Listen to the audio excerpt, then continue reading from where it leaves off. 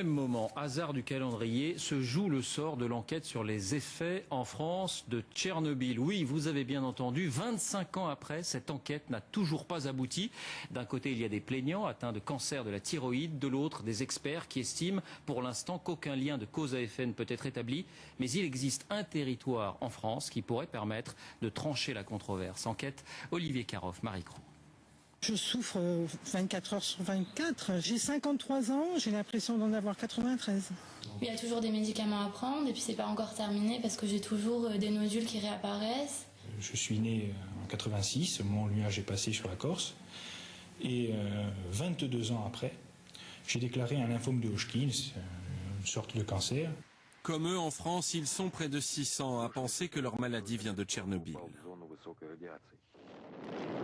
26 avril 86, en Ukraine, un réacteur de la centrale nucléaire explose. Un nuage de matière radioactive se forme et commence à s'étendre sur l'Europe. L'Allemagne, l'Italie interdisent très vite les produits frais. Pas la France. Le discours officiel est plus que rassurant. Cartes à l'appui, le nuage semble s'arrêter pratiquement à la frontière. Peu de temps après, les préfets sont réunis au ministère de l'Intérieur. Dans une note manuscrite retrouvée par la justice, un participant anonyme note « Nous avons des chiffres qui ne peuvent pas être diffusés ». Un seul scientifique est chargé par le gouvernement de communiquer, le professeur Pellerin. Malgré que nous ayons été surchargés de travail, nous avons quand même fait toute l'information que nous avons pu. C'est l'unique mise en examen pour tromperie aggravée. Mais 25 ans après la catastrophe, l'enquête n'est pas bouclée. Une question reste en suspens. Y a-t-il un lien entre Tchernobyl et certains cancers apparus en France? Étonnamment, les autorités n'ont fait aucune étude spécifique sur ce point. Mais la réponse se trouve peut-être en Corse. L'île a été particulièrement exposée aux nuages. Un médecin, très vite, s'en était aperçu.